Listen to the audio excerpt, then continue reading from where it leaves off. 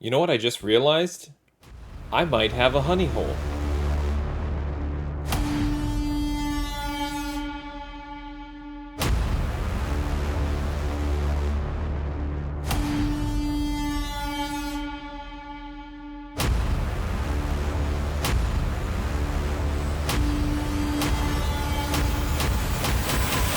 Hey there, I have an unboxing video for you today, and this is an order I placed with Atomic Avenue. And I was watching another YouTube channel show, and the hosts were talking about where they buy comic books from, and maybe talked about how they buy and sell comics and this or that. And one of the hosts mentioned Atomic Avenue and said that it was one of their honey holes.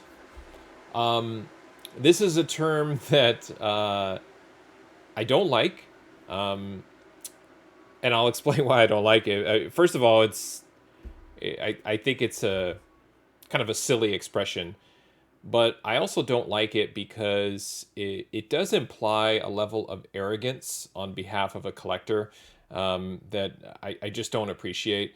It's something. It's like, hey, I've got a secret spot for buying comic books online or in person, and you don't know what it is. I'm going to hint at it. I'm not going to tell you, and you're just like dangling this carrot, right? This perception that you have all of this access to comic books that nobody else does, and you're somebody special. If that's true, that's great. Just keep it to yourself. I don't want to hear about it. I want to hear about stories, first appearances, speculation, value, grading. I want to get into conversations, CGC versus CBCS. Like I want to consume that. I don't want to hear about your honey hole. I don't want to hear about how you're able to find books at flea markets for $1 and oh look, it's Amazing Spider-Man 129 there. There it is again for $1. I don't want to hear about that. It's why on my videos I show you even down to what I paid, because I think it's a lot more interesting and more fun to find other collectors. We're all kind of in this together, trying to navigate the hobby. We don't want to be taken advantage of, not just by sellers, but also by influencers as well.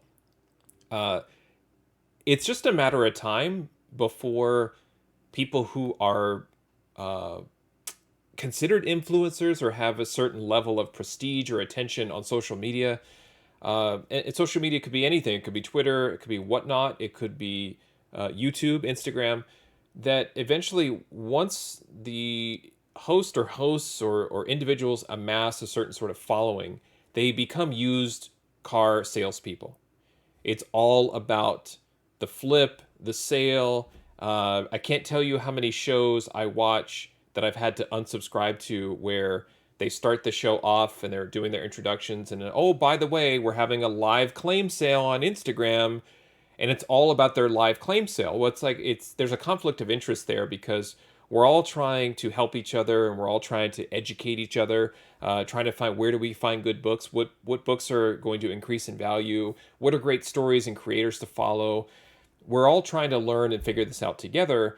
I don't necessarily want to hear about your live sale or your upcoming auction or things like that. And to each their own, maybe that's something that you enjoy, but I don't really enjoy it, and you're not going to see it here on my channel. What I would prefer to do is kind of explain how I'm acquiring the books, show you what I pay, show you how they're packed, they're shipped, because as I am learning and I'm collecting data, I feel like I would want to share that with other collectors who are kind of like-minded, and then we can all kind of benefit going forward. So apparently Atomic Avenue is a honey hole. That's what I found out last week. And we're going to unpack an order of books that I placed from a new seller. And whenever I place an order with a new seller, I like to open them here so you can kind of see and we can learn and figure out, is this a seller that we would want to buy from again, or is it somebody that we have to kind of add to our blacklist and avoid going forward. So let's unpack these comics and take a look and see what we got. Okay, here we go. This was sent from seller BRM37 at yahoo.com. Came all the way from Michigan. Sent media mail. Not a fan of media mail. Media mail will get open on occasion, but that's the way they choose to do business. And again, that's the risk. So let's unbox these comics and see what we got.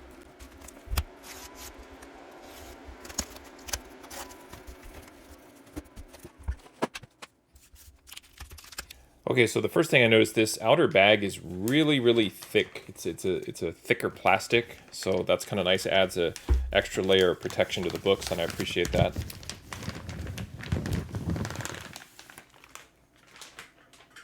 Okay, and let's see what we got here from this seller.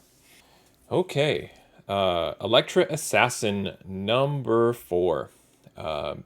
I was kind of tipped off. Well, not tipped off, I guess, but I was reminded of this limited series, tipped off in terms of the value. And what I wanted to do is kind of add it to my list of limited series I want to collect every issue of. And this is issue 4. I purchased all of these, by the way, as near mint. The first thing I will notice too is the backing board and bag. It fits the comic nicely, so I don't see any impact damage or anything like that on it. So thank you to the seller for taking care of these books in transit. I do appreciate it. So Electra Assassin #4. This is the great Bill Sienkiewicz cover, obviously, but also interiors as well, along with Frank Miller writing. So a sort of legendary limited series that has a lot of sneaky value if you can get these books in 9.8. I don't think this one is a 9.8. I do see some spine ticks here, but a lot of times these books from Atomic Avenue are great candidates for pressing. So I continue to buy them at the near mint level. Classic X-Men #1. Man, this really takes me back. 1986. Really, this was my first introduction to Art Adams, where these classic X-Men covers. This specific cover could arguably be one of the greatest X-Men covers of all time. Just again, this is where I used to just study Art Adams. Look at that Wolverine, Storm. It's perfect in so many ways. Again, may not be a 9.8 right out of the gate, but looks to be in very, very good shape. So really happy to have this back in my collection in a high grade. Black Panther #11. This was a book that really, just from a value perspective, it made sense to grab this. There's no real significance here on this book other than it's an original Black Panther issue, issue 11, with great Jack Kirby art right there on the cover. Again, spine ticks, as you can see, color breaking. So not 9.8, but again, getting these books in high grade like this at a decent price is where it's at. Amazing Spider-Man 311. More McFarlane goodness. Can't help myself, can't stay away. This one appears to have some very minor color breaks in the spine, but could be also pressable. And really, this is the recurring theme when you're getting 9.4 books from, or near mint books, I should say, from Atomic Avenue, is they typically have pressable defects that, again, you can kind of boost into the 9.6, 9.8 range if they are 9.4.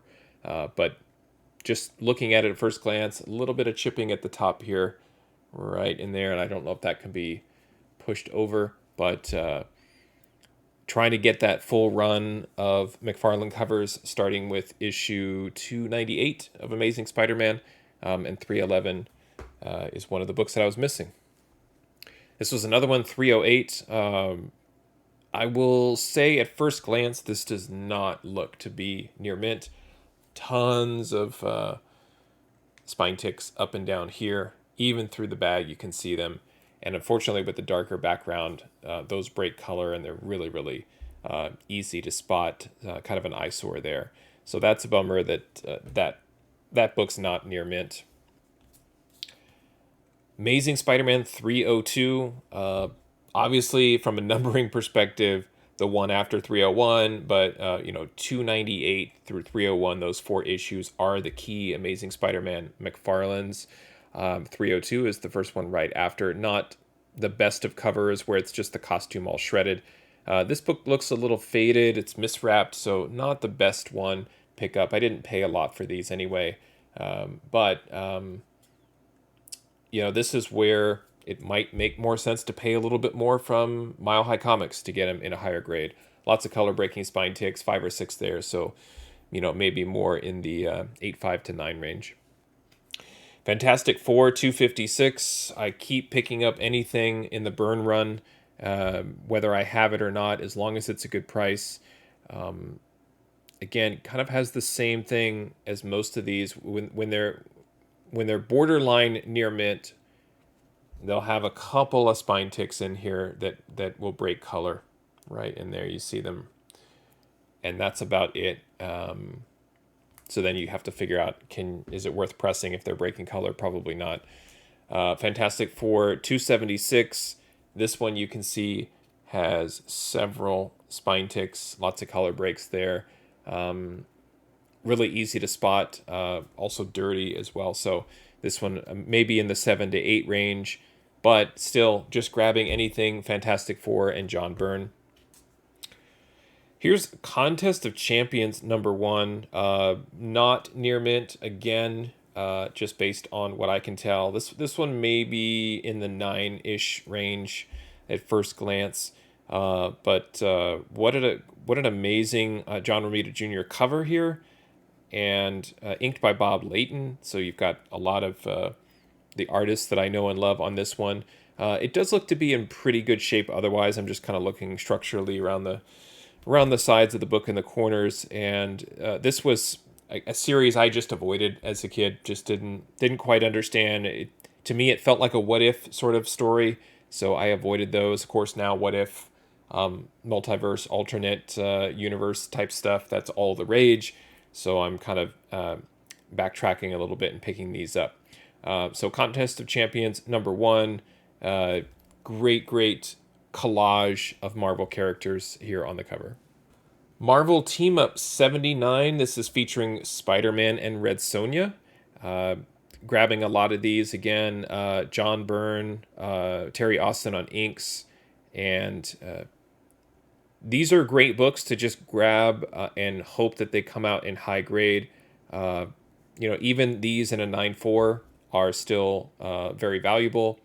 Marvel Team-Ups, another thing. Marvel Team-Up, Marvel 2-in-1, Marvel Tales. Those in the Bronze Age really are sneaky good value. So I've been picking up more Marvel Team-Ups, the older ones if I can find them, at a decent price. And again, just kind of scoping out the grade and trying to amass these in the higher grade, at least near mint minus and above.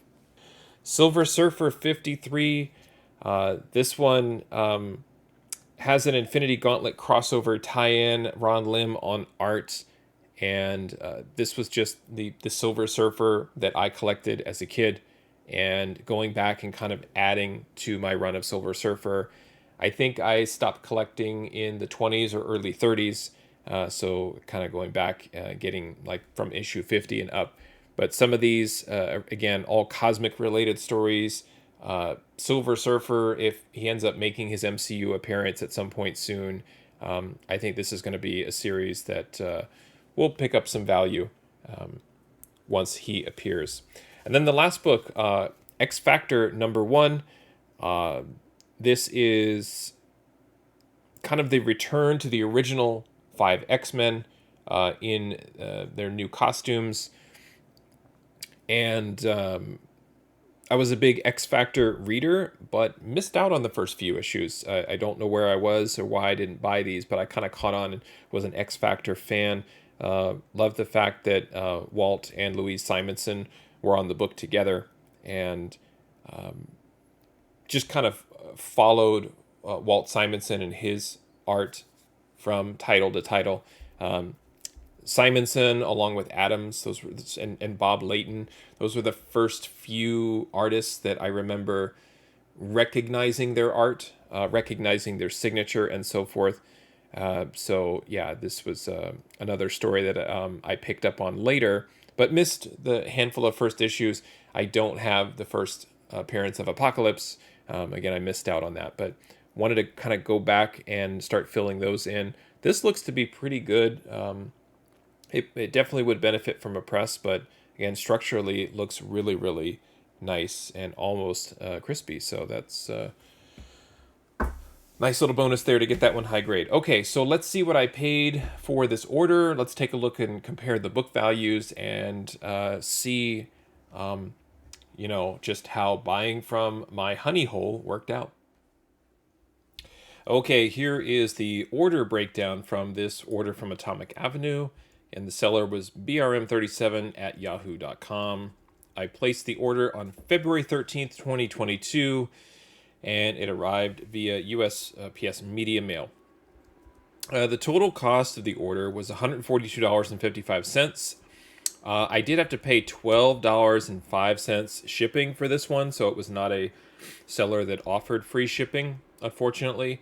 But I wanted to grab these books because I thought they had a lot of potential. So let's start comparing the cost here versus what I paid. And you'll notice that right off the bat, the raw value, negative $44. So I took a little bit of a bath here in terms of fair market value. I try to break even, or, if I'm really, really sure about a seller, then, I would go ahead and buy in and take the loss from the fair market value in hopes that the books are high grade and have the ability to potentially go into CGC for slabbing. So raw value here, not much to say. 302 overpaid by $10. Lots of just overpayment. Looks like only one book was positive, which was Electra Assassin #4, which again I think is just kind of off the radar for some reason. I bought that book at a total cost of $2.75, and it's almost a $6 book. Now, for the fun part is, what if all of these books were 9.4s in again, near mint, and we don't quite know if they are all near mint. I'd have to grade them. I saw several of them that were not, but I do this because everybody always tells me, well, if a book is listed as near mint, then 9.4 is all you can hope for. So I'm just kind of going off of what the community says. I think what I'm finding is that near mint from most sellers is really more of an 8.5 to a 9.2. That's a whole other discussion, but that's where the data is trending. Again, because sellers don't know how to grade books. So if all of these are 9.4, this was the general target that I was looking at, which is these books have a slab value after all grading fees have been applied of about $200. So if I sent in all of these books that kind of had, a CGC worthy value to them, then that would be, what I could turn around and potentially sell these books for in total. So again, it's not necessarily a bad investment if I want to continue and send these on to CGC. You can look at a book like Fantastic Four 276. It's like, wow, $36, that's not that much. Well, I only paid $3.75. So if I want to get my money back, I could sell it raw or grade it and sell it as a 9.4. Now, like I said, some of these are 9s, 9.2s, but it gives me a reason and motivates me to purchase certain books, because on average, if they really are 9.4, like everybody tells me, then this is what the value is here in column AB, should I get them graded. Now, the fun part is, what if they're all 9.8s? I don't know if any of these are 9.8s, but at least you could tell kind of what the ceiling is here in terms of my range. So if all these books were 9.8s, once the values update here, this could have been potentially a $3,000 order. I realize that's not realistic here, but it is fun to look at. And again, this is why I'm taking a chance. It's about the gamble, the risk, the reward, and being more selective with the books that you want to take a shot at. Because if let's say Black Panther 11 slipped into this order as a 9.8 because the seller didn't realize it was a 9.8 copy. It's a $500 9.8. I don't believe that one's a 9.8, but could it be pressed out and into a 9.4? Yeah, and then it's got nice value here when this updates to at $135. So it's worth the risk of trying to get it in a 9.8 because even at a 9.4 it has value. Now, what'll typically happen is some of these books will be 9.8, 9.6, some of them will be like 8.5, 9, 9.2, and again they all kind of even out to about 9.2, 9.3, somewhere in there. And so this is again, it's the ceiling with which I need to, calculate and work with in order to find those books and be more selective. So a really nice selection of books, I think. Looking at late 70s, early 80s, some early 90s here with Silver Surfer 53 from 91 slipping in there. But this is kind of what I do. I'm looking at these things, and I don't know if this really means I have a honey hole or not. I don't understand that categorization of a place that you buy comic books from, because it really does imply many, many things. And one of the things that I don't like is that it implies ignorance on the seller's part. So I think it is offensive to some degree if somebody says, "Oh, Midtown Comics is my honey hole." If somebody were to really say that, do they mean Midtown is stupid? That they don't price their books correctly? That they let 9.8s go that are worth hundreds of dollars for cover price? Or does it just mean that the buyer likes to buy books from this seller? And if that's the case, you could just say it's my favorite store. But when you talk about it in a way where you make other people feel like they're being left out or excluded and you don't share where you're getting these books from, I think it makes you look bad. And I think it kind of hurts us as a community of buyers. Listen, we all want to find a great place to buy books, and we would love to all find them at the lowest price possible. And we'd like to have all of these high grade books just fall in our laps. We all want that. So if you're doing it behind the scenes, fantastic, enjoy, great. Have fun with it. That's the point. But don't get on social media and throw it in our face and don't talk to us about it. Atomic Avenue is not my honey hole. I always giggle when I say it too. It's just a great marketplace for sellers to sell comic books and for you to search and look at books. You can kind of use it a little bit as kind of like a price guide as well. And if you don't want to buy books from there, you don't have to. You can kind of find your favorite stores, your favorite sources to get comic books from, and just do it that way and enjoy it. And I hope you enjoyed this video. Thanks for watching, happy collecting, and see you next time.